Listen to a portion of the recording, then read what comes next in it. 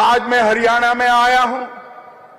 हरियाणा की भूमि 3 चीजों के लिए कश्मीर से कन्याकुमारी और कामाख्या से द्वारिका तक का पूरा देश याद करता है।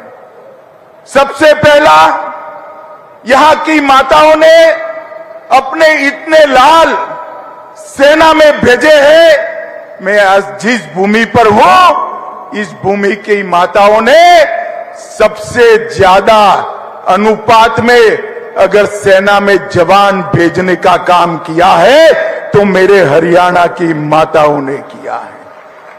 खेल के मैदानों में देश जब तालिका देखता है तो मेडल तो हरियाणा भारत के नाम पे आते हैं, मगर इसके नीचे जाते हैं तो भारत को जो 10 मेडल मिलते हैं उसमें से 7 मेडल मेरा हरियाणा का धाकड़ लेकर आता है। और तीसरा, देश अन्न के क्षेत्र में आत्मनिर्भर नहीं था।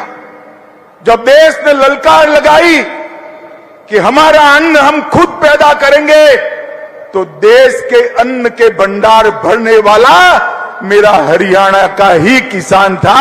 ये तीनों चीजों के लिए पूरा देश हरियाणा को याद भी करता है, प्रणाम भी करता है।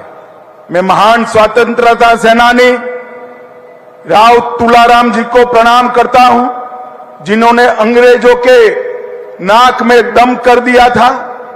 और मैं पूरे हरियाणा की जनता को भी प्रणाम करता हूं। 2014, 2019 और दोनों विधानसभाओं ने आपने कमल पर आपका आशीर्वाद दिया। 24 में भी कमल पर आशीर्वाद दिया। अब विधानसभा चुनाव में भी आप आशीर्वाद दोगे, इसका मुझे पूरा विश्वास है। भाइयों और बहनों, आज नायब सिंह जी ने ये बीसी सम्मेलन में, ओबीसी सम्मेलन में, पिछड़ा वर्ग के सम्मेलन में हमेशा हरियाणा के पिछड़ा वर्ग ने भाजपा को आशीर्वाद दिया है। अब भाजपा का भाई ये कर्तव्य बनता है, जो कुछ किया है उससे ज्यादा कर हम आपके पास आए।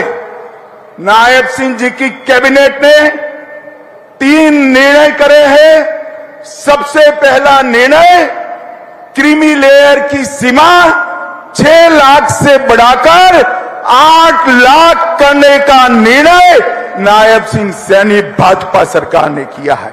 इसके साथ साथ 8 लाख गिनने में तनख्वाह भी नहीं गिनी जाएगी और कृषि की आय भी नहीं गिनी जाएगी। अब हर बच्चे को ओबीसी का फायदा मिलेगा। अब तक पंचायतों में जो रिजर्वेशन था उसको भी बदलने का फैसला किया है। पंचायत में 8% रिजर्वेशन ग्रुप ए के लिए था, उसके साथ 5% रिजर्वेशन ग्रुप बी के लिए भी आज से शुरू हो जाएगा। इससे बहुत बड़े हरियाणा की जनता को ये आरक्षण का फायदा मिलेगा।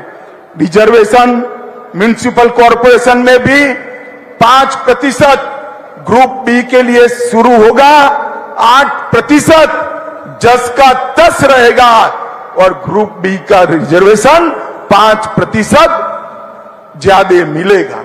भाइयों बहनों, ये तीनों जो निर्णय है वो प्रधानमंत्री नरेंद्र मोदी की नीति को लागू करने वाले हैं।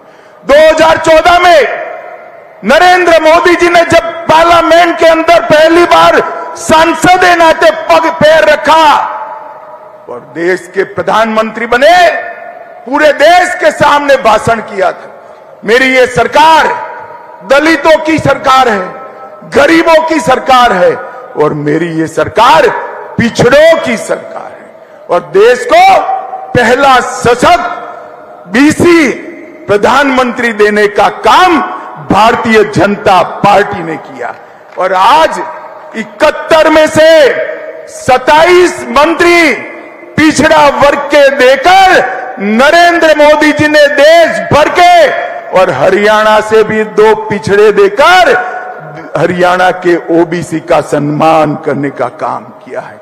भाई और बहनों, मैं यहां आया हूं तब हुड्डा साहब को जरूर कहना चाहता हूं, हुड्डा साहब, चुनाव आता है तब बीसी बीसी बीसी बीसी की माला जपते हो।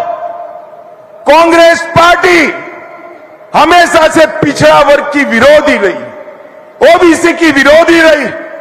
सन 57 में ओबीसी के रिजर्वेशन के लिए काका साहेब कालेलकर कमीशन बना, कांग्रेस ने सालों तक इसको लागू नहीं किया। 1980 में इंदिरा गांधी जी ने मंडल कमीशन को ठंडे बस्ते में डाला। 90 में जब लाया गया, राजीव गांधी ने 2 घंटा 43 मिनट भाषण कर ओबीसी के रिजर्वेशन का विरोध। भाइयों बहनों, भारतीय जनता पार्टी ने क्या किया? वो रिजर्वेशन तो मिला ही था, इसके साथ ओबीसी कमीशन को संवैधानिक मान्यता देकर आपको संवैधानिक अधिकार देने का काम हमारे नेता नरेंद्र मोदी जी ने किया। 16 और जातियों को ओबीसी में आरक्षित करने का काम किया और केंद्रीय विद्यालय, नवोदय विद्यालय, सैनिक स्कूल और नीट की परीक्षाओं में 27% आरक्षण पहली बार हमारे नेता नरेंद्र मोदी जी ने देने का काम किया। और क्रीमी लेयर की लिमिट को न सिर्फ बढ़ाया, इसमें से कृषि और तनख्वाह की आय को बाहर रखने का काम, ऐतिहासिक निर्णय नरेंद्र मोदी जी ने किया और आज से वो हरियाणा के बीसी को भी इसका फायदा मिलने वाला है। भाइयों और बहनों, हरियाणा में भी पिछड़े वर्ग के कल्याण की कई योजनाएं हुई हैं। सैनी जी ने वो बताया है, मैं डिटेल जाना नहीं चाहता हूं, परंतु मित्रों मैं इतना ही कहना चाहता हूं कि हमने हरियाणा में एक बीसी के बेटे को गरीब घर से, नायब सिंह जी खड़े हो जाइए, जोर से ताली बजाइए नायब सिंह जी के लिए। एक बीसी के बेटे को हरियाणा का मुख्यमंत्री बनाया है। अब इनके नेतृत्व में हरियाणा आगे बढ़ेगा।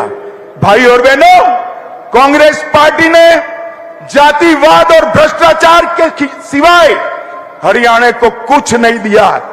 भारतीय जनता पार्टी ने ईज ऑफ डूइंग करप्शन से ईज ऑफ डूइंग बिजनेस तक का फैसला भारतीय जनता पार्टी ने किया।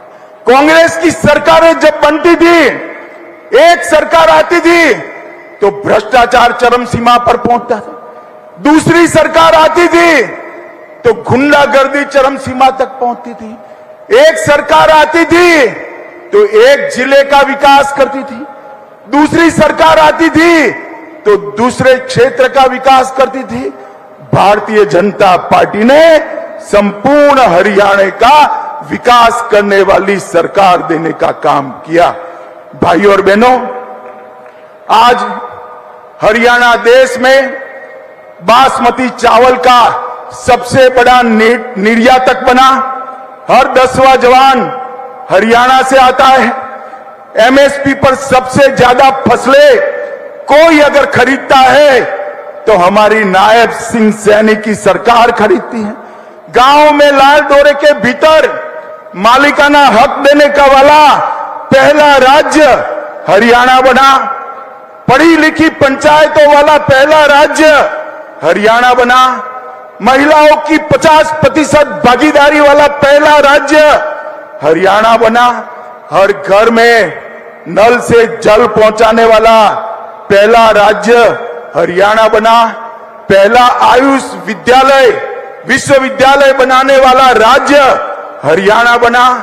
जीएसटी कलेक्शन में पर हेड सबसे ज्यादा कलेक्शन मेरे हरियाणा का होता है।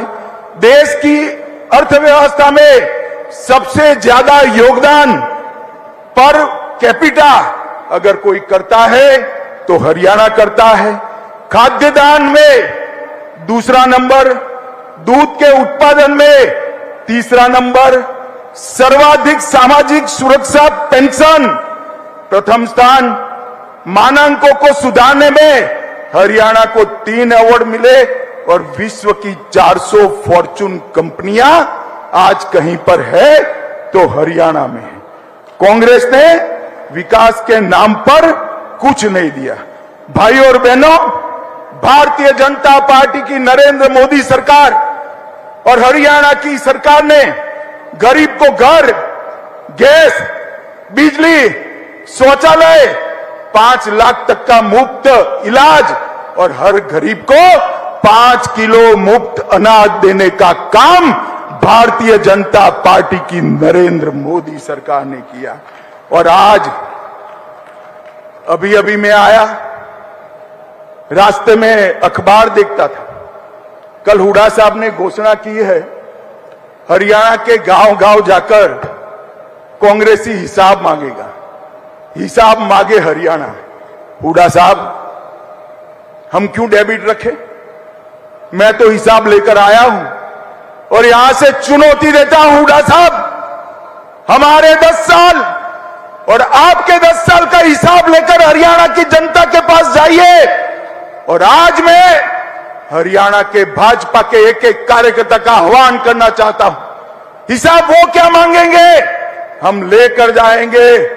हुड्डा साहब सुन लीजिए, मैं बनिया का बेटा हूं, पाई पाई का हिसाब लेकर आया हूं, पाई पाई का हिसाब लेकर। आपने 10 साल तक ऊपर और नीचे कांग्रेस की सरकार बनी, हरियाणा को क्या दिया? सिर्फ 41,000 करोड़ रुपया दिया। भाई और बहनों, कितना दिया? 41,000 करोड़। जोर से बोलो, रटना चाहिए। कितना दिया? और नरेंद्र मोदी और मनोहर लाल की सरकार 10 साल चली, इन्होंने 259 लाख करोड़ रुपया देने का काम नरेंद्र मोदी सरकार ने, आपसे 6 गुना पैसा हरियाणा को देने का नरेंद्र मोदी जी ने काम किया है। आप हिसाब लेकर आइए, एक चौराहा तय करिए। हमारे मुख्यमंत्री को आने की जरूरत नहीं है, हमारा युवा मोर्चा का प्रदेश अध्यक्ष आकर आपसे 2-2 हाथ करने के लिए तैयार है। आप क्या हिसाब मांग? आप हिसाब दे सकते हो नौकरियों में करप्शन का, आप हिसाब दे सकते हो जातिवाद फैलाने का, आप हिसाब दे सकते हो पिछड़ा वर्ग को न्याय करने का, आप हिसाब दे सकते हो परिवारवाद का, विकास का हिसाब नहीं दे सकते। ये 10 साल में हरियाणा में 12 एक्सप्रेसवे बनाए, हर राज्य में हर जिला राष्ट्रीय राजमार्ग से जोड़ा, गुरुग्राम सिकंदरपुर बदरपुर से मेट्रो रेल शुरू हुई, हिसार में पहला एयरपोर्ट बना, 750 बेड का, रेवाड़ी में एम्स बना, आईआईटी दिल्ली का झज्जर में कैंपस स्थापित किया और 2000 करोड़ से बाड़सा गांव में सबसे बड़ा कैंसर संस्थान बनाने का काम भारतीय जनता पार्टी ने किया है। और भाइयों बहनों, मैं आज यहां से मंच पर से भाजपा के एक एक कार्यकर्ता को और मेरे बीसी समाज के एक एक नागरिक का आह्वान करना चाहता हूं। भाजपा के पास हर गांव में कितना हिसाब है हमारे पास कि हर गांव में कितने खर्च किए ये 10 साल में। मैं सिर्फ उदाहरण के लिए 5 गांव का नाम पढ़ता हूं और अमाउंट बोलता हूं। मेरे पास 6225 6225 पंचायतों का हिसाब है। पहले ब्राह्मण माजरा 20 करोड़, जोर से ताली बजाना भाई, ब्राह्मण माजरा पंचायत में 20 करोड़ रुपया भाजपा ने खर्च किया। कलिंगा गांव में 18 करोड़ रुपया खर्च किया। ती गांव में 85 करोड़ रुपया खर्च किया। कोरियावास में 517 करोड़ रुपया खर्च किया। आसन कला में 24 करोड़ और खारिया में 22 करोड़ खर्च किया है। मेरे पास हुड्डा साहब आने आने का हिसाब है। हमारे कार्यकर्ता 6225 की 25 पंचायतों में जाएंगे और हरियाणा की जनता को हिसाब देंगे। मैं साहब नायब सिंह सैनी को कहना चाहता हूं, वो और प्रदेश अध्यक्ष जी, ये पांचों 6 की 6 पंचायतों के प्रमुखों को मिलकर उनका सम्मान भी करे और हिसाब दी दे। हुड्डा साहब हिसाब आपको देना है 10 साल के कुशासन का, 10 साल के बीसी के अन्याय का, 10 साल हरियाणा को विकास से महरूम रखने का। आपने हर घर में गैस नहीं पहुंचाया, हमने पहुंचाया। आपने हर घर में बिजली नहीं पहुंचाई, हमने पहुंचाया। आपने हर गांव में टॉयलेट नहीं पहुंचाया, हमने पहुंचाया। आपने हर गांव में पीने का पानी नहीं पहुंचाया, हमने पहुंचाया। और मैं आज भारतीय जनता पार्टी के लाखों कार्यकर्ता और हरियाणा की जनता को देख कहकर जाता हूं, इस सामने जो दीवार है उस पर लिखा हुआ मैं पढ़ पाता हूं, हरियाणा के चुनाव में तीसरी बार भारतीय जनता पार्टी की पूर्ण बहुमत की सरकार बनने जा रही है। और हुड्डा साहब मैदान में आइए, आंकड़ों के साथ आइए। आप क्या हिसाब मांगोगे? हिसाब तो हम देंगे आपको, और आपसे हिसाब, कांग्रेस से हिसाब हरियाणा की जनता मांगेगी, मेरे बीसी समाज के भाई मांगे। भाइयों बहनों, कर्नाटक में बीसी का रिजर्वेशन छीनकर मुसलमानों को रिजर्वेशन देने का काम, यहां पर भी आएंगे तो यही होगा। मैं आप सभी को आश्वस्त करना चाहता हूं, हम मुस्लिम रिजर्वेशन हरियाणा में हमारे प्राणांत से भी नहीं होने देंगे। बीसी के हक की हम संरक्षण करें। भाइयों बहनों, आज मुख्यमंत्री जी यहां बैठे, मैं सैनी जी को ढंग से जानता हूं। एक ऐसा आदमी है कि जो मुख्यमंत्री बनकर भी मुख्यमंत्री नहीं बना है।